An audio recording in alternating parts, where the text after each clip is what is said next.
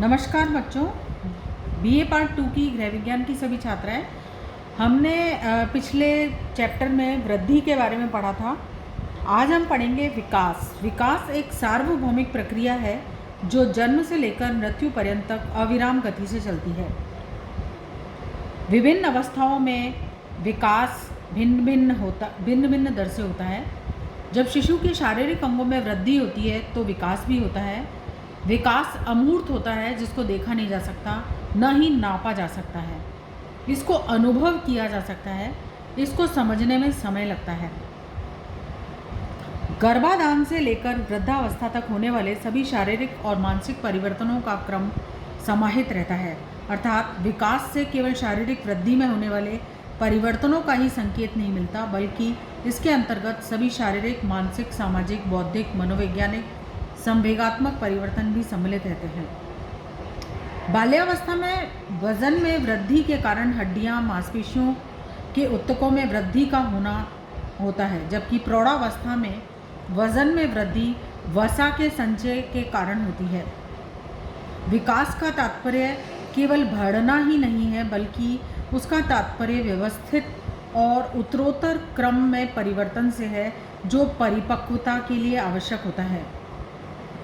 व्यवस्थित और संगतिपूर्ण तरीके से परिवर्तनों का एक प्रगतिशील श्रृंखला में होना ही विकास है। विकास क्रमिक परिवर्तनों की श्रृंखला है, जिसके फलस्वरूप व्यक्ति में नवीन गुणों एवं विशेषताओं का उदय होता है और पुराने गुण और विशेषताओं का लोप हो जाता है। जब बच्चा छोटा होता है तो वो घुटनों के बल चलकर रेंग कर चलता है। अपनी मीठी मीठी तोतली आवाज़ में सबका मन आकर्षित करता है। जरा जरा सी बात पर रोने लगता है और उसका मन मचलने लगता है। वही बालक जब वयस्क हो जाता है तो इन सारे गुणों और विशेषताओं को त्याग देता है, बुद्धिमान वैज्ञानिक व्यक्ति की तरह व्यवहार करने लगता है। अब वह स्वावलंबी बनकर माता पिता के कामों में मदद करता है और उनके बुढ़ापे की लाठी बनता है और अपने अच्छे कर्मों से राष्ट्र की उन्नति को शिखर पर पहुंचाता है। अतः युवावस्था में पहुंचकर व्यक्ति स्वयं को जिन गुणों से संपन्न पाता है, वे सब विकास की प्रक्रिया के ही परिणाम स्वरूप होते हैं। विकास एक कोरे संप्रत्यय से अधिक है। इसका अवलोकन किया जा सकता है, मूल्य आंका जा सकता है और इसे किसी सीमा तक शरीर रचना, शरीर क्रिया और व्यवहार की 3 प्रमुख दृष्टिकोणों से मापा जा सकता है। विकास व्यवहार से पता चलाया जा सकता है कि विकास किस स्थिति में पहुंचा है और इसकी क्या क्या संभावनाएं हैं। हरलॉक के द्वारा ये कहा गया था कि प्रगतिशील, क्रमिक और समगुणित शब्द जो हैं विकास के लिए प्रयोग में लाए जाते हैं। विकास का अर्थ होता है एक ऐसी प्रक्रिया जो कि एक निर्धारित स्वरूप में बदलते हुए परिवेश में परिपक्वता के लक्ष्य की ओर अग्रसर होती है। विकास की संकल्पना एवं इसका क्षेत्र अत्यंत ही विस्तृत है।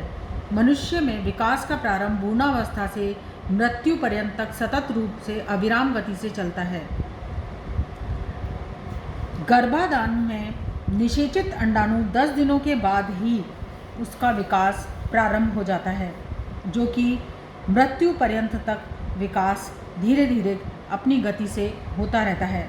बाल्यावस्था से किशोरावस्था तक वृद्धि और विकास की क्रियाएं लगभग साथ साथ चलती हैं।